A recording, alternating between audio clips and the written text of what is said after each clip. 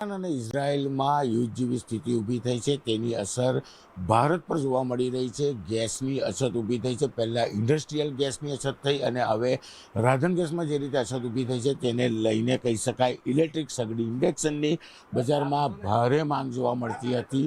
લોકો મોટા પ્રમાણમાંની ખરીદી કરી રહ્યા હતા, પણ હવે સ્થિતિ એ છે કે ગેસની અછત સાથે સાથે હવે ઇલેક્ટ્રિક ગેસ સગડીઓની અછત ઊભી થઈ છે. દુકાનના માલિક આપણી સાથે જ આપણે સીધા એમની સાથે વાત કરીએ, શું કહેવું છે અને કયા પ્રકારની સ્થિતિ છે. ત્યારે ચોક્કસ કહી શકાય કે આ એક એવી દુકાન છે કે જ્યાં ઘરનો તમામ સામાન મળે છે. દુકાનના માલિક છે, આપણે સીધા વાત કરીએ. આપનું નામ?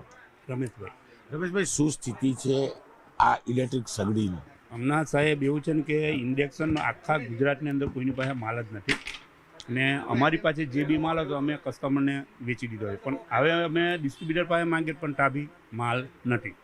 અત્યારે ભલે માલ નથી તો દરરોજ કેટલી ઇન્ક્વાયરી આવે છે? મારી પાસે રોજની અહીંયા 25-30ની ઇન્ક્વાયરી તો હોય જ છે ને મારી પાસે ઓલરેડી બુકિંગ બી એટલાનું છે, પણ હું અત્યારે કોઈને આપી નહીં શકતો. જે દિવસે માલ આવશે તે કીધું કે 4-5 દિવસ પછી તમને મળશે.